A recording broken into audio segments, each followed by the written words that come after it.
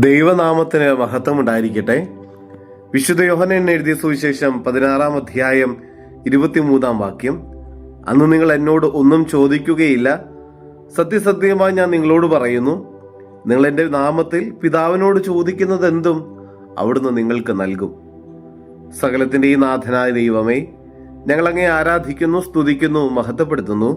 കർത്താവേ, ഇന്നത്തെ ദിവസം നീ ഞങ്ങൾക്ക് നൽകിക്കൊണ്ടിരിക്കുന്ന എല്ലാ കൃപകൾക്കും അനുഗ്രഹങ്ങൾക്കും സംരക്ഷണത്തിനും ഞങ്ങൾ നന്ദി പറയുന്നു. ഞങ്ങളെയും ഞങ്ങളുടെ കുടുംബത്തെയും ഞങ്ങളുടെ കൂടെയുള്ളവരെയും ഞങ്ങൾ നിരവധിയായിട്ടുള്ള ആഗ്രഹങ്ങളും പ്രയത്നങ്ങളും സ്വപ്നങ്ങളും പദ്ധതികളും ഞങ്ങളുടെ ഉത്കണ്ഠകളും രോഗങ്ങളും സഹനങ്ങളും ബുദ്ധിമുട്ടുകളും എല്ലാം അങ്ങയുടെ കരങ്ങളിലേക്ക് ഞങ്ങൾ സമർപ്പിക്കുന്നു. ഈശോയെ, അങ്ങയുടെ നാമത്തിൽ പിതാവായ ദൈവത്തോട് ഞങ്ങൾ ചോദിക്കുകയാണ്, അങ്ങയുടെ പരിശുദ്ധാത്മാവിനാൽ ഞങ്ങളെ നിറയ്ക്കണമേ. കർത്താവേ, അങ്ങ് പരിശുദ്ധാത്മാവിനെയാണല്ലോ ഞങ്ങൾക്ക് വാഗ്ദാനം ചെയ്തിരിക്കുന്നത്. പരിശുദ്ധാത്മാവിനാൽ ഞങ്ങൾ നിറയപ്പെടണമെന്നാണല്ലോ കർത്താവെ അങ്ങ് ആഗ്രഹിക്കുന്നത്.